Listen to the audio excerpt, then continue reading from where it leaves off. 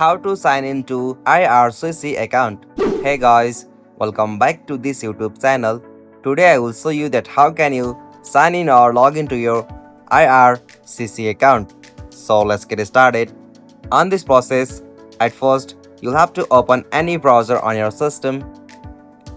Alright, so after you open the browser, in the search field you'll have to search for IRCC login, and after you search it, you can easily find the official site of URL like canada.ca. So simply you have to just tap on that option canada.ca.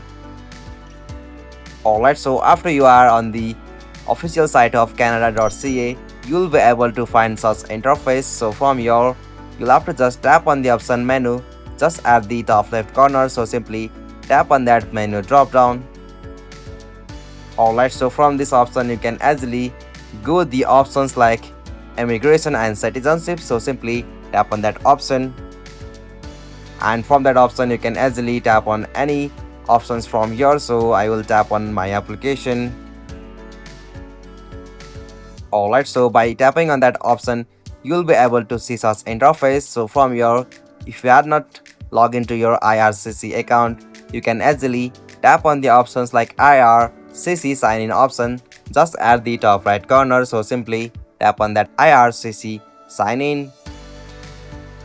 Alright, so by tapping on that option, you can easily tap on the options like sign into your existing account, or you can also tap on the you don't have account, and from there you can easily create a new account. So if you have already an ID, you can easily tap on the option sign into your existing account. Alright, so from this section you can easily choose which account do you have. So from here you can choose visitor visa, express entry, study permit, work permit, or any other application. So right now I am showing you of like visitor visa. So from here you can easily choose any of the options like IRCC secure account or IRCC portal. So choose anyone from here, and after you choose it, you'll have to scroll down and tap on the option sign into the IRCC portal.